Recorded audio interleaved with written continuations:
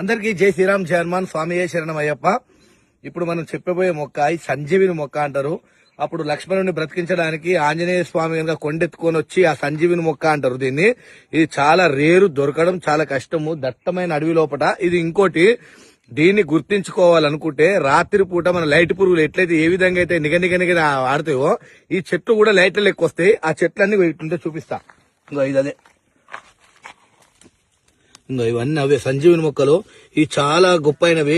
మనిషిని అంటే భూత ప్రేత పిశాచాల వల్ల వెనకగో భూత ప్రేత పిశాచాల వల్ల ఎటువంటి ప్రయోగాల వల్ల కూడా మనం మరణించుతున్నాము అనుకుంటే మాత్రం బ్రతికించే చెట్టు. చాలా గొప్పైన ఔషధం గల మొక్క ఇది. ఇంకో ఇట్లా ఉంటది. ఇది రాత్రి పూట చాలా మెరుస్తుంది అనమాట. మన నైట్ మన లైట్ పురుగులు మన చిన్న చిన్న టార్చ్ లైట్లు ఎట్లయితే ఉంటాయో నువ్వు అదే విధంగా ఉంటాయి అన్నమాట.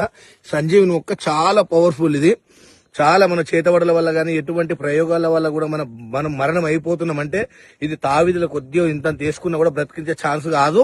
బ్రతకాల్సింది అంతే. హనుమంతుడు సాక్షిగా, సీతారాముడు సాక్షిగా చెప్తున్నా.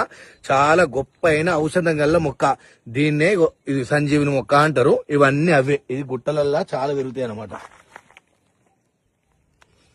ఓకేనా? ఇంకా చూడండి, దట్టమైన అడవి. ఇది దట్టమైన అడవి లోపల ఉంటది. ఎక్కడ పడితే అక్కడ దొరకదు. ఎట్లుంటది మూలిక. ఇంకో